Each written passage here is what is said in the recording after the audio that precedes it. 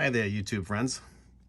I wanted to take a quick minute to shoot a video of a jig I just made up to help my head porting friend to open and close the valves when he does the flow work on my heads to see what they flow. This is a stock head I'm using just to mock this thing up. My ported head is at my machine shop having the valve job done, but this has an overhead cam, so there's no way to open the valves without putting the cam carrier on it and the camshaft and all that crap, the rocker arms. So on the flow bench, you just want to open the valve up 100, 200, 300, 400, 500, etc. thousands to check the flow with those lifts, so you know where you need to do your port work, what the flow of the head is, and on every valve lift, blah blah blah. So I made this jig up. It's just a piece of bent steel with some quarter 28 nuts welded to it, and I re-threaded a quarter 28 bolt to reach.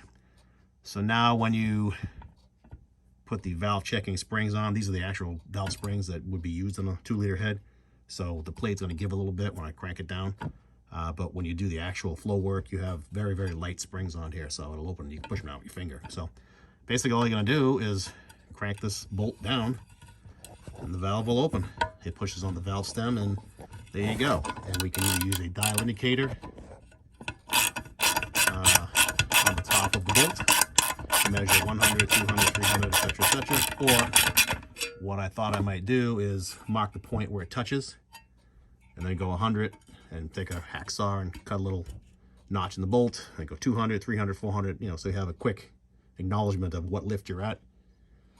If you really want to get technical, you could paint them different colors. So, white is 100 and red is 200 and blue is 300, etc., etc. I don't know if I'm going to get that artsy-craftsy, but it's something you could do. And, of course, it works on the other valve too. Just stick it in and boom, I don't feel like, I'll take it out just to prove the point, but that's how it works. I don't know how we did this many years ago when we flowed my head.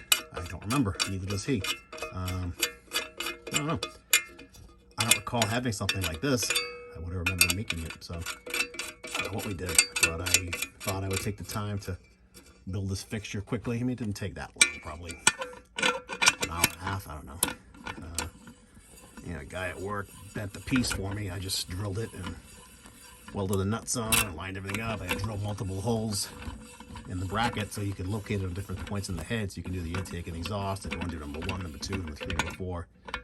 It works on number 1, number 4 perfectly. The middle one's it's a little more funky. Had to drill more holes for it, and one of them, I don't know if it's 3, might be 3.